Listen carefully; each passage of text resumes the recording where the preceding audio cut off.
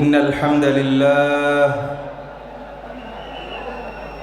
نحمده ونستعينه ونستغفره ونعوذ بالله من شرور أنفسنا ومن سيئات أعمالنا من يهده الله فلا مضل له ومن يضلل فلا هادي له وأشهد أن لا إله إلا الله وحده لا شريك له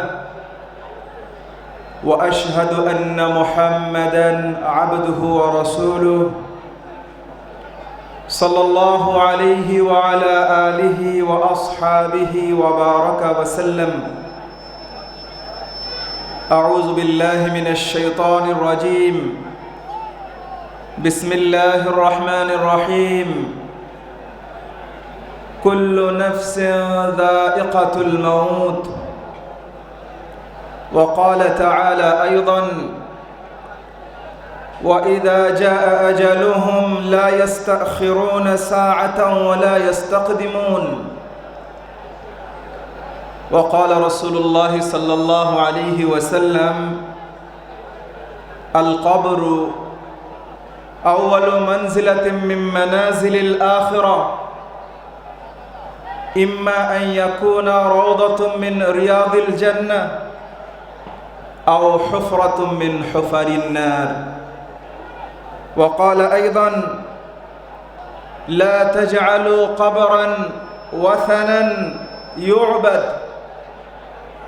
اشتد غضب الله على قوم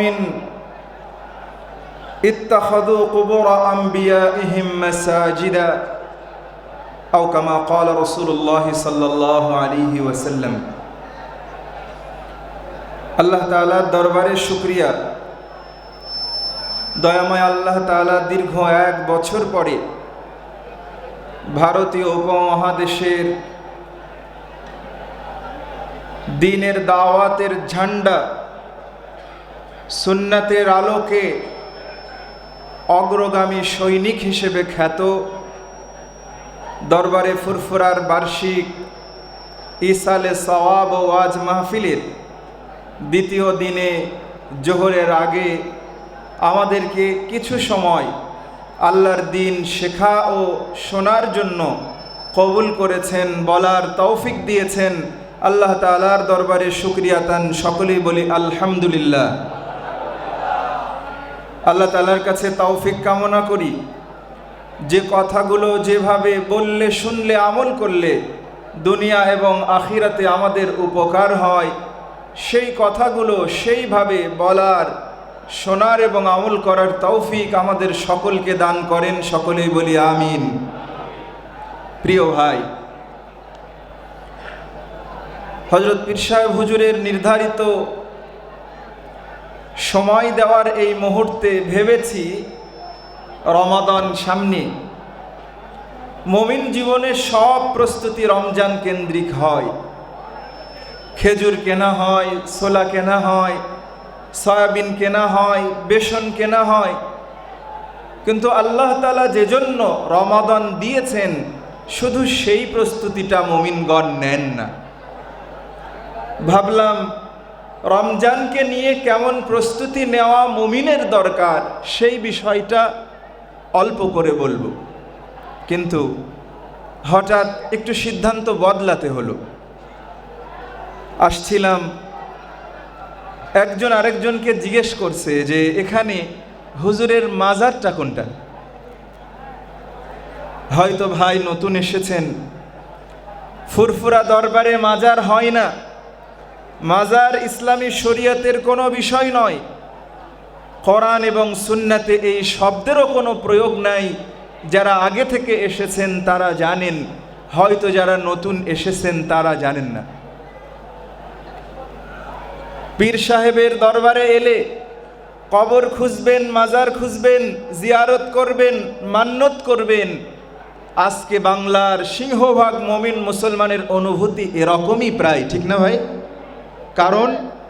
কারণ আজ থেকে শতাব্দীর পূর্বে, কয়েক শতাব্দী আগে যে সকল আল্লাহর হক্কানি আউলিয়ায়ে কেরাম এদেশের মানুষদেরকে দিন শেখাতে ইরাক, ইরান, বিভিন্ন দেশ থেকে, মধ্যপ্রাচ্য থেকে যারা এসেছিলেন, আজকে তাদের কবরগুলোকে মাজার বানিয়ে সেখানে তাওহীদের আলো যারা জ্বালিয়েছিলেন, যারা জুলুমের বিরুদ্ধে অস্ত্র হাতে তুলে নিয়েছিলেন, সমাজের সংস্কারের দায়িত্ব যারা পালন করেছিলেন, সেই মারহুম মাগফুর আল্লাহ তাআলার খাস অলি আউলিয়াদের কবরগুলোকে আজকে শিরিকের আখড়া বানানো হয়েছে, ঠিক না ভাই? অতএব এদেশের নতুন প্রজন্ম, দুর্বল ইমানের মুমিনদের তো বাসনা এটা থাকবেই যে পীর সাহেবের কবরে যাব, দরবারে যাব, মাজারে অন্তত একটু নিজের মনের কথাগুলো বলবো, কবর জিয়ারত করব, হুজুরের কাছ থেকে দোয়া নেব। এই অনুভূতি নিয়ে পীর মাশায়েখদের দরবারগুলোতে মাজার খোঁজা তো স্বাভাবিক যুক্তিতে অপরাধ না। এজন্য আমার মনে হলো যে এই মুহূর্তে অন্তত ফুরফুরাকে ভালোবাসেন, ফুরফুরার দরবারে আসেন, কবরের ব্যাপারে, মাজারের ব্যাপারে তাদের অনুভূতি কেমন হওয়া দরকার। প্রতিদিন সমাজে, পাড়াতে, মহল্লাতে, গ্রামে মাজার বেড়ে যাচ্ছে, একটা কবর তৈরি হচ্ছে, কিছুদিন পরে সেটাকে চাদর দিয়ে মুড়িয়ে ওরসের নামে, মাসিক প্রোগ্রামের নামে, নারী পুরুষ হালাল হারাম বাজ বিচার এগুলো ছাড়াই একটা দরগা প্রতিষ্ঠিত হয়ে যাচ্ছে। এই যে অবস্থা সারা বাংলাদেশের বেশিরভাগ অঞ্চলে, এটার প্রতিরোধে অথবা এই কার্যকলাপের ক্ষেত্রে ফুরফুরার মুহিব্বিন মুরিদিনদের অনুভূতি কেমন হওয়া দরকার, মনে হলো যে খুব সংক্ষেপে এই বিষয়টি উপস্থাপন করি। প্রিয় ভাইরা, মানুষকে আল্লাহ তাআলা পৃথিবীতে পাঠিয়েছেন তার ইবাদতের জন্য, আখিরাত সঞ্চয় করার জন্য। দুনিয়ার শক্তি, সামর্থ্য, সময় সব কিছুকে ব্যয় করে দুনিয়া অর্জন করবেন, আখিরাতও অর্জন করবেন। আল্লাহ তাআলা ওই ব্যক্তির জন্য জাগতিক জীবনের যতটুকু সময় ধার্য করেছেন, ওই সময় অতিবাহিত হওয়ার পরে মালাকুল মউত তার জানকে কবজ করে নিয়ে হয় শান্তির জায়গা ইল্লিনে অথবা শাস্তির জায়গা সিজ্জিনে তাকে রেখে দেবে। রাসূল আকরাম সাল্লাল্লাহু আলাইহি ওয়াসাল্লাম কবরের ব্যাপারে বলেছেন, আল কবরু আউয়ালু মানজিলাতিন মিন মানাজিলিল আখিরা ইম্মা আন ইয়াকুনা রাওদাতুম মিন রিয়াদিল জান্নাহ আও হুফরাতুম মিন হুফারিন নার। কবর হলো আখিরাতের মঞ্জিলগুলোর, স্তরগুলোর প্রথম স্তর। মুমিন বান্দার জন্য কবরটি হয় জান্নাতের একটা টুকরা হবে অথবা জাহান্নামের একটা গর্ত হবে। তাহলে হাদিসে ব্যবহৃত শব্দ হলো কবর। সকল হাদিস গ্রন্থে নবীজির কবরের বর্ণনা এসেছে, বাবু মা জাআ ফি কবরিন নবী সাল্লাল্লাহু আলাইহি ওয়াসাল্লাম। নবীজির কবর সম্পর্কিত অধ্যায়, নবীজির কবর সম্পর্কে যা বলা হয়েছে অধ্যায় সূচিত হয়েছে। ইমাম বুখারী, মুসলিম সহ হাদিসের ইমামগণ, আবু হানিফা, শাফিঈ, ফিকহের ইমামগণ তাদের হাদিসের গ্রন্থে, ফিকহের গ্রন্থে সকল জায়গায় কবর শব্দ ব্যবহার করেছেন। আমরা একটু ভক্তি বাড়িয়ে, একটু শ্রদ্ধা বাড়িয়ে আমরা কবরটাকে রওজাতে রূপান্তর করেছি। আসলে জানার দুর্বলতা, সমাজের প্রচলন, এই কারণে নবীজির কবরকে আমরা রওজা বলতে পছন্দ করি, অথচ রাসূল করিম সাল্লাল্লাহু আলাইহি ওয়াসাল্লামের কবরই কবর এবং তার বাড়ির মাঝখানে যে জায়গা, এই জায়গাটাকে রাউদাতুম মিন রিয়াদিল জান্নাহ বলা হয়। যারা মক্কায় গিয়েছেন, মদিনা মুনাওয়ারায় মসজিদে নববীতে ওখানে সালাত আদায় করেছেন, তারা জানেন। আল্লাহ তাআলা যাদের সুযোগ দেননি তাদেরকে আল্লাহ তাআলা কবুল করেন, সকলেই বলি আমিন। এজন্য কবরকে কবর বলা এটাই সুন্নাত সম্মত শব্দ। রওদা এটা আমাদের বানানো শব্দ, এটি সুন্নাতে, কোরআনে, হাদিসে অন্য কোথাও বর্ণিত হয়নি। তবে হয়তো বলা যেতে পারে। কিন্তু হযরত শাহজালাল রহমতুল্লাহি আলাই, শাহ পরান রহমতুল্লাহি আলাই, শাহ মখদুম রহমতুল্লাহি আলাই, যাদের কবরগুলোকে আজকের দিনে ব্যবসা বাণিজ্য শিরিকের কেন্দ্র বানানো হয়েছে, তাদের এক একজন ছিলেন যুগ শ্রেষ্ঠ সমাজ সংস্কারক। প্রতিটি আল্লাহর ওলি হিন্দু রাজাদের জুলুমের বিরুদ্ধে যুদ্ধ করেছেন, অস্ত্র হাতে নিয়েছেন, তাদের সঙ্গে জিহাদ করে তাদেরকে পরাস্ত করে আল্লাহর দ্বীন ওই অঞ্চলে কায়েম করেছেন, সুবহানাল্লাহ। অথচ আজকে সেই জায়গাগুলোকে আমাদের মতো নামধারী স্বার্থান্বেষী একটা দল সেই জায়গাগুলোকে ব্যবসা প্রতিষ্ঠান মাজারে রূপান্তর করেছে। আর এদেশের মানুষও ইমানি দুর্বলতার কারণে, আল্লাহর প্রতি শতভাগ নির্ভরতার অভাবে নিজেদের বিপদ আপদ বালা মুসিবত সন্তান চাওয়া বিপদ আপদ কাটাবার জন্য ওই দরগাগুলোতে ওই মাজারগুলোতে মান্যতের জন্য গিয়ে তাদের ইমানগুলোকে নষ্ট করে ফেলে। এজন্য হক দরবারগুলোতে ফুরফুরা সহ অঙ্গ সংগঠনের যত দরবারগুলো রয়েছে, এই দরবারগুলোতে আপনারা কোথাও কোনো কবর এবং মাজার খুঁজে পাবেন না। যেটাকে ঢাকা হয়েছে, সাজসজ্জা করা হয়েছে, গিলাপ পরানো হয়েছে, আলাদা ডেকোরেশন দেওয়া হয়েছে, এগুলো পাওয়া যাবে না। দারুস সালামে আমাদের মরহুম মাগফুর, আমাদের শেরে তাজ নায়েবে মুজাদ্দিদ রহমতুল্লাহি আলাই শায়িত আছেন। একেবারে সাবলীল মাটি দেওয়া তার কবরটা, কোনো সাজসজ্জা নেই, কোনো ডেকোরেশন নেই। কারণ রাসূল করিম সাল্লাল্লাহু আলাইহি ওয়াসাল্লাম কিয়ামতের আলামতের ব্যাপারে বলেছেন, কিয়ামতের আগে কবরগুলোকে চাকচিক্যময় পাকা পোক্ত করা হবে। ফুকাহায়ে কেরামের ফতোয়া হলো সংরক্ষণের প্রয়োজন ছাড়া কবরকে পাকা না করা। যদি সেটাকে সংরক্ষণের প্রয়োজন হয়, কোনোভাবে অরক্ষিত হওয়ার সম্ভাবনা থাকে, তাহলে ওই কবরটাকে পাকা করার অনুমোদন রয়েছে। আর যেই কবরস্থানের চতুর সাইড বাউন্ডারি দেওয়া, প্রাচীর দেওয়াল করা, ওই কবরের সিংহভাগ কবরকে আলাদা করে পাকা করা সংরক্ষণের প্রয়োজনীয়তা দরকার নেই। তবে যদি কেউ করতে চায়, উদ্দেশ্য যদি শুধুমাত্র কবর সংরক্ষণ থাকে, তাহলে জায়েজ হতে পারে। কিন্তু প্রিয় ভাইরা, রাসূল আকরাম সাল্লাল্লাহু আলাইহি ওয়াসাল্লাম তার উম্মতকে সতর্ক করেছেন, আমি ভয় পাই না যে আমার উম্মত শিরকে জড়িয়ে যাবে, বরং আমি এই ভয় পাই যে আমার পরে আমার কবরকে নিয়ে তারা পূজায় লিপ্ত হবে, আমার কবরকে মসজিদ হিসেবে সিজদায় তারা এটাকে সিজদার জায়গা বানাবে।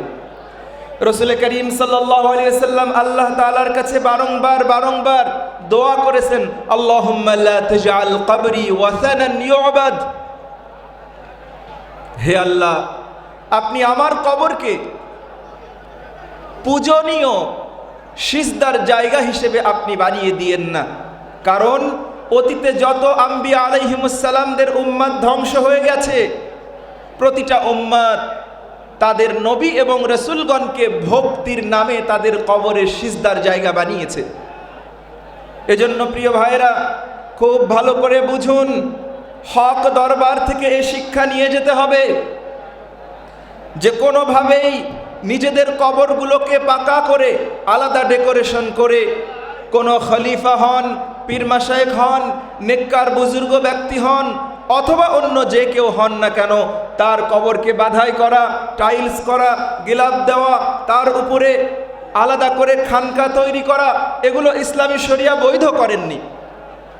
অতএব ফুরফুরায় যারা এসেছেন, আপনারা নিজেরা তো বুঝবেনই, আপনাদের এই চিন্তাকে অন্যদের কাছে দাওয়াত হিসেবে উপস্থাপন করবেন যে ইসলামী শরিয়াতে কবরকে কবর বলাই সুন্নাত সম্মত শব্দ।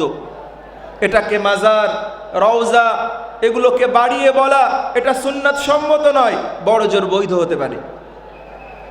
আর কবর কেন্দ্রিক যত রকমের কারসাজি, এগুলো থেকে উম্মতকে বাঁচতে হবে।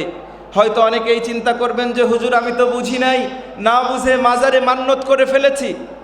একটা পুত্র সন্তান হলে লাল এক মোরগ সেখানে গিয়ে জবাই করব অথবা মাজারে ছেড়ে দেব। মান্যত পালন করা ওয়াজিব, কিন্তু যেই মান্যতের মাওকা জায়গা, যেটা ইসলামী শরিয়া গর্হিত কার্যকলাপ হয়, ওই জায়গাতে আপনার মান্যত আদায় করা কশ্চিনকালেও বৈধ নয়। অতএব যদি কেউ এই নিয়ত করে থাকেন, সন্তান হলে অমুক দরগাতে গিয়ে মান্যত পূরণ করার নিয়ত করেছি, এই আশা পূরণ হলে অমুক জায়গায় একটা ছাগল, একটা মুরগি, এত বস্তা চাউল এগুলো দান করার মান্যত করেছি, কিন্তু ওই জায়গাটা শিরিকের, ওই কবরে মান্যত পূরণ করা জায়েজ হবে না। অতএব মান্যত পূরণ করতে হবে, কিন্তু স্থানটা বদলাতে হবে। এজন্য ফুরফুরার হক দরবার সহ যত মার্কাজগুলো আছে, প্রতিটা মার্কাজে আলাদা কবরস্থান আছে। সেখানে মুহিব্বিন মুরিদিন সংশ্লিষ্ট অথবা স্থানীয় যারা মৃত্যুবরণ করেন তাদের কবরস্থ করা হয়, কিন্তু সেটাকে মাজারের রূপ দেওয়া হয় নাই। আল্লাহ তাআলা প্রতিটি ইমানদারদেরকে এই অনুভূতি থেকে মুক্ত করে সুন্নাহ ভিত্তিক চিন্তা করার তৌফিক দান করেন। সকলে বলি আমিন। প্রিয় ভাইরা, দ্বিতীয় আরেকটি কথা বলতে খুব ইচ্ছে করছে। আমাদের কখনো কখনো কষ্ট হয় নিজেকে ফুরফুরার মুহিব্বিন মুরিদিন দাবি করে সুন্নাত বিবর্জিত খেলাফে সুন্নাত কার্যকলাপ নিজে করেন অথবা তাদের মসজিদে খানকাতে এগুলো করা হয়। খুব ভালো করে বুঝবেন, নিজেকে ফুরফুরার এই ব্যানারের দাবিদার হতে হলে আপনাকে শতভাগ সুন্নাতের তাবেদার, সুন্নাতের অনুসারী হতে হবে। একটা ছোট্ট ঘটনা, এবছর মনে হয় আমি আরও 2-1টা জায়গায় বলেছি। ফুরফুরা ইন্ডিয়াতে জন্মলাভ করে নাই।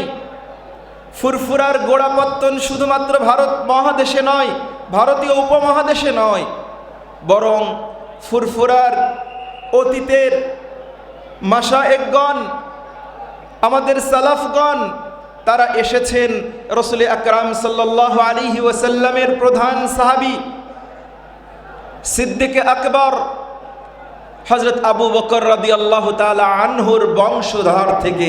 সকলেই বলি সুবহানাল্লাহ।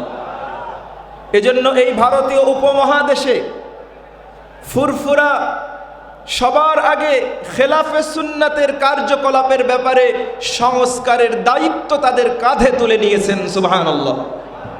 আপনারা জানেন, মুজাদ্দিদে জামান রহমাতুল্লাহি আলাইহির মেজো ছেলে সুযোগ্য হযরত আবু জাফর রহমাতুল্লাহি আলাইহিকে দিয়ে তিনি সর্বপ্রথম ভারতীয় উপমহাদেশে বাংলা ভাষায় প্রথম জাল হাদিসের বই লিখে মানুষদের ঈমানগুলোকে জালিয়াত থেকে সুরক্ষা দেওয়ার জন্য তারা খেদমত আঞ্জাম দিয়েছেন। সুবহানাল্লাহ। গত 1 বছর আগের একটা ছোট্ট ঘটনা, 2023-এর রমাদানে আল্লাহ তাআলা ওমরায় যাওয়ার সুযোগ করে দিয়েছিলেন।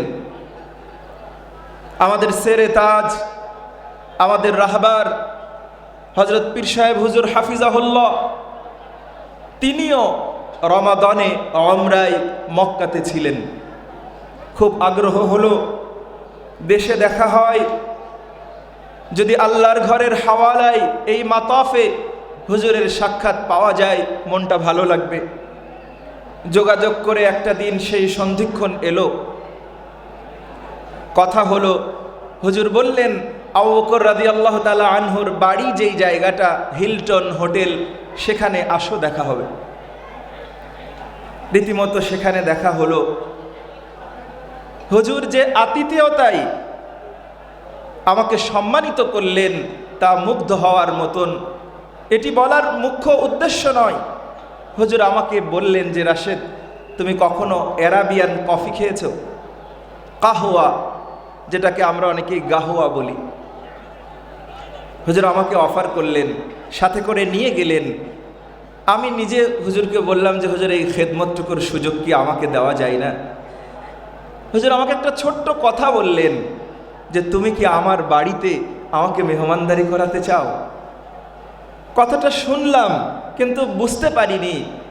হুজুর আমাকে কফির ট্রে নিয়ে আমাকে ধরতেও দিলেন না।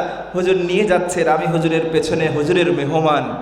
একটা জায়গায় কিছু সময় বসলে এরপরে আমি হুজুরকে জিজ্ঞেস করলাম যে হুজুর, আপনি একটা কথা বললেন যে আমার বাড়িতে আমাকে মেহমানদারি করাবে, যদি একটু আমাকে বুঝিয়ে বলতেন, আমার জানতে ইচ্ছে করছে। হযরত পীর সাহেব হুজুর আমাকে বললেন, যে জায়গায় আবু বকর রাদিয়াল্লাহু তাআলা আনহুর বাড়ি, এই যে হোটেল, এই জায়গাটাতে আমাদের পূর্বপুরুষদের, ফুরফুরার সালফে সালেহিনদের, তাদের অবস্থান, তাদের সেবাখানা, সরাইখানা, মেহমানখানা এই জায়গার অংশ ছিল। যখন ওই অঞ্চল থেকে, আরব থেকে ভারতীয় উপমহাদেশে ফুরফুরার মাশায়েখগণ দ্বীনি দাওয়াতের ঝান্ডা হাতে নিয়ে হিজরত করেছেন, ওখানকার হাজিদের কাছ থেকে প্রাপ্ত অর্থকড়ি রাষ্ট্রীয়ভাবে সৌদি সরকার সেখান থেকে ভারতীয় উপমহাদেশে আমাদের মাশায়েখদের অংশটাকে ভারতীয় উপমহাদেশে পাঠিয়ে দিতেন। সুবহানাল্লাহ। এ কথা বলার উদ্দেশ্য হলো, ফুরফুরা যে সুন্নাতের পক্ষে, শিরিক এবং বিদআতের পক্ষে গর্জে ওঠে, বলিষ্ঠ ভূমিকা পালন করে, এটা তো করবেই। কারণ এই স্রোতধারার জন্ম হয়েছে ভারতীয় উপমহাদেশে নয়, স্বয়ং আল্লাহর ঘর কাবার চত্বরে, রাসূল করিম সাল্লাল্লাহু আলাইহি সাল্লামের বাড়ির অদূরে সিদ্দিকে আকবর রাদিয়াল্লাহু তাআলা আনহুর পরিবারে এই ফুরফুরার পূর্বসূরীদের জন্ম হয়েছে। অতএব তারা সুন্নাতের ঝান্ডাবাহী, তারা সুন্নাতের অগ্রসরের জন্য সদা জাগ্রত।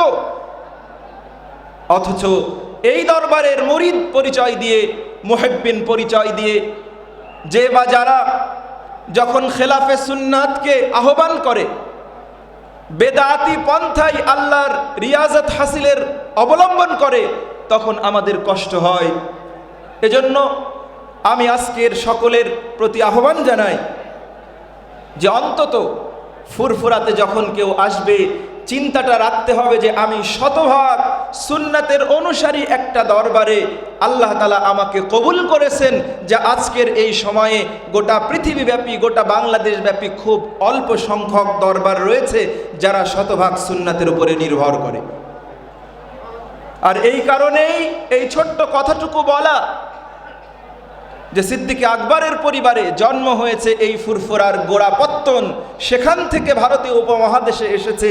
এরপরে বাংলার জমিনে সর্বপ্রথম এই পাকশির ময়দানে ফুরফুরার মাশায়েখগণ তারা সুন্নাতের ঝান্ডাবাহী এই দাওয়াতে মিশনের কাফেলা এখানে পালকি নামিয়েছিলেন। এজন্য অন্য দরবারের সঙ্গে ফুরফুরাকে তুলনা করলে চলবে না। ফুরফুরার মুরিদ হয়ে খেলাফে সুন্নাতি কোনো কার্যকলাপে আত্মনিয়োগ করা যাবে না। যখন জানা যাবে যে সুন্নাতের আলোকে এই কর্মটির কিছুটা বৈপরীত্য আছে, সুন্নাতের আলোকে সেটাকে রাঙিয়ে নিতে হবে, সাজিয়ে নিতে হবে। করা যাবে না ভাই ইনশাআল্লাহ। আল্লাহ তাআলা আমাদেরকে তৌফিক দান করেন, আমিন। এ কারণে ফুরফুরায় এসে কেউ মাজার খুঁজবেন না, কবর খুঁজবেন না। এখানে মান্যতের কোনো আলাদা ব্যবস্থাপনা নয়। আল্লাহর ঘর মসজিদ রয়েছে, সেখানে মান্যত করা যায় না। নবীর ঘর হিসেবে স্বীকৃত মাদ্রাসা রয়েছে, তালেবুল ইলমরা রয়েছেন, সেখানে ইয়াতিম, দুস্থ, অসহায় বাচ্চারা পড়াশোনা করে। তাদের জন্য যদি কেউ মান্যত করে, তারাও মান্যতের হকদার, সেটা করা যাবে। আল্লাহ তাআলা আমাদেরকে রওজা, কবর এবং মাজারের ব্যাপারে সুন্নাত ভিত্তিক চিন্তা লালন করার, সেই অনুযায়ী নিজেদের ভাবনাগুলোকে ভাবার তৌফিক দান করেন, আল্লাহুম্মা আমিন। দ্বিতীয় আরেকটি বিষয়, সেটি হলো আমাকে জানানো হয়েছে যে ফরজ গোসল কিভাবে করতে হয় অনেক মানুষ জানেন না। খুব ভালো করে বুঝুন, আল্লাহ তাআলা কোরআনুল কারীমে বলেছেন, ইন্নাল্লাহা ইউহিব্বুত তাওয়াবিন ওয়া ইউহিব্বুল মুতাতাহহিরিন। নিশ্চয়ই আল্লাহ তাআলা তওবাকারী এবং পবিত্রতা অর্জনকারীদেরকে ভালোবাসেন, পছন্দ করেন। বেশিরভাগ মানুষ পবিত্রতা এবং পরিচ্ছন্নতাকে মিলিয়ে ফেলেন, গুলিয়ে ফেলেন, এলোমেলো করে ফেলেন। প্রতিটা পবিত্রতার ভেতরেই পরিচ্ছন্নতা থাকে, কিন্তু সকল পরিচ্ছন্নতা পবিত্রতা নয়। ভালো করে বোঝার চেষ্টা করুন। একজন মুশরিক অমুসলিম জন্মগতভাবে ঈমান না থাকার কারণে সে অপবিত্র, কিন্তু সে পরিচ্ছন্ন হতে পারে। তার শরীরে কোনো দুর্গন্ধ নাই, গায়ে কোনো ময়লা নাই, অপবিত্রতা নাই, পেশাব পায়খানা মনি মজি এগুলো তার শরীরে নাই। অতএব সে মানুষ পরিষ্কার পরিচ্ছন্ন, কিন্তু ওই মানুষ পবিত্র নন। আল্লাহ তাআলা কোরআনুল কারিমে বলেছেন, ইন্নামাল মুশরিকুনা নাজাস, সমস্ত মুশরিক, ইসলামের বাইরে যত তন্ত্র মন্ত্র আকীদা চেতনার মানুষ আছেন, এরা প্রত্যেকেই অপবিত্র। তারা পরিচ্ছন্ন পরিষ্কার হতে পারেন, কিন্তু তারা পবিত্র নয়। আপনাদের জানা আছে আমিরুল মুমিনিন ওমর রাদিয়াল্লাহু তাআলা আনহু যখন তার বোন ফাতিমা এবং তার জামাই কোরআনুল কারীম তেলাওয়াত করছিলেন, তিনি যখন তাদের ঘরে প্রবেশ করলেন, কোরআনুল কারীমের তেলাওয়াত থেকে ওই কপিটা তিনি গ্রহণ করতে চাইলেন, কিন্তু বোন ফাতিমা এবং তার জামাতা বললেন যে অপবিত্র কারো কাছে কোরআনুল কারীমের কোনো কপি হস্তান্তর করা যায় না। ঠিক না? তো কি করতে হবে? ওযু করতে হবে, গোসল করতে হবে, পরিচ্ছন্নতার পাশাপাশি পবিত্র হতে হবে, এরপরে সেটাকে স্পর্শ করা যাবে। এজন্য পরিচ্ছন্ন মানুষ সবাই হতে পারে, কিন্তু পবিত্র হতে হবে ইসলামী শরিয়াতের নীতির আলোকে, নবীজির সুন্নাত পদ্ধতিতে। যে সকল কারণে গোসল ফরজ হয় তার অন্যতম হলো পুরুষাঙ্গ থেকে মনি বীর্যস্খলনের মাধ্যমে গোসল ফরজ হয়। কিন্তু অনেকেই না জানার কারণে স্বাভাবিক গোসল করে নেন, পরিচ্ছন্ন হন, কিন্তু তার পবিত্রতা হয় না। যিনি পরিচ্ছন্ন হয়েছেন কিন্তু পবিত্র হননি, এই অবস্থায় যদি তিনি সালাত আদায় করেন তাহলে তার নামাজ হবে না। কোরআনুল কারীমকে স্পর্শ করেন তাহলে তিনি গুনাহের ভাগীদার হয়ে যাবেন। তাহলে একজন মুমিনকে ফরজ হলে কিভাবে গোসল করতে হবে রাসূল আকরাম সাল্লাল্লাহু আলাইহি ওয়াসাল্লাম আমাদেরকে সুন্নাতে শিখিয়েছেন। যখন কোনো ব্যক্তির গোসল ফরজ হয়ে যাবে, স্বামী স্ত্রীর সন্ধিক্ষণের মাধ্যমে, স্বপ্নদোষের মাধ্যমে অথবা অন্য কোনো উপায়ে যদি তার বীর্যস্খলন হয় তাহলে তার উপরে গোসল ফরজ। এমত অবস্থায় তার দায়িত্ব হলো তার শরীরের যেই অংশে, কাপড়ের যেই অংশে অপবিত্রতা লেগেছে সেটাকে পরিষ্কার করে নেওয়া, 1 নম্বর কাজ। 2 নম্বর কাজ হলো নামাজের জন্য যেমনভাবে আমরা ওযু করে থাকি সেভাবে প্রতিটা অঙ্গ 3 বার করে ধৌত করে ওযু করে নেওয়া। এই দুটো কাজ হয়ে যাওয়ার পরে সমস্ত শরীরটাকে পরিপূর্ণভাবে পানি ঢেলে ধৌত করে ফেলা। আপনারা জানেন যে রাসূল আকরাম সাল্লাল্লাহু আলাইহি ওয়াসাল্লামের আরবে মরুভূমি অঞ্চলে পানির স্বল্পতা ছিল, মানুষের শরীর শুষ্ক ছিল। এজন্য শরীরের প্রতিটি অংশে পানি পৌঁছানোর ক্ষেত্রে নবীজির সুন্নাত হলো কানা ইয়াদলুকু, একবার পানি প্রবাহ করার পরে রাসূল আকরাম সাল্লাল্লাহু আলাইহি ওয়াসাল্লাম শরীরটাকে ঘষতেন। দেখবেন শীতের মৌসুমে ট্যাপের নিচে পানি হাত দিলেও উপর দিয়ে পানি গড়িয়ে চলে যায়, খুব সহজে আমাদের শরীরে পানিগুলো লাগতে চায় না।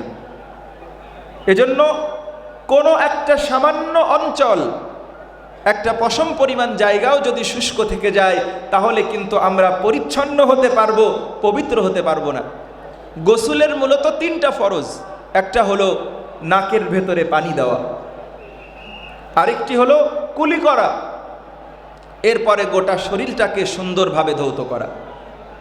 তাহলে আমরা সুন্নাত পদ্ধতি যেটা জানলাম, অপবিত্র অঞ্চলটাকে সর্বপ্রথম ধুয়ে নেওয়া, অপবিত্রটাকে দূর করা, এরপরে নামাজের অজুর মতন প্রতিটা অঙ্গ 3 বার করে ধৌত করে অজু করে নেওয়া। যখন কেউ এভাবে অজু করে নেবে অটোমেটিক তো তার নাকের ভেতরে 3 বার পানি দেওয়া হয়ে যাবে। এরপরে পুরো শরীরটাকে পানি দিয়ে পানি প্রবাহিত করে মাথা থেকে শুরু করে পা পর্যন্ত ধৌত করা। যদি এমন কোনো জায়গা হয় যেখানে শরীরের পানি নিচের ফ্লোরে জমে থাকতে পারে অথবা পানি স্থির থাকতে পারে, তাহলে ওই জায়গা থেকে শুষ্ক জায়গায় পা দেওয়ার সময় আলাদা একটা পাত্রে অথবা নিকটতম ট্যাপ থেকে পা দুটোকে ধৌত করে শুষ্ক জায়গায় পা রাখা, যাতে করে এই ভেজা অথবা ছিটে ফোটা পানি থেকে নিজের পবিত্রতাকে সুরক্ষিত করা যায়। বুঝতে পারা গেছে ইনশাআল্লাহ? তাহলে এভাবে যদি একজন মানুষ তার ফরজ গোসল সুসম্পন্ন করেন, তাহলে ওই মানুষ শুধু পরিচ্ছন্ন হবেন না, পবিত্রতা অর্জন করেন। আর আল্লাহ তাআলা তাদের ব্যাপারেই বলেছেন, ইন্নাল্লাহা ইউহিব্বুত তাওয়াবিনা ওয়া ইউহিব্বুল মুতাতাহহিরিন। নিশ্চয় আল্লাহ তাআলা তওবাকারী এবং পবিত্রতা অর্জনকারীদেরকে পছন্দ করেন, ভালোবাসেন।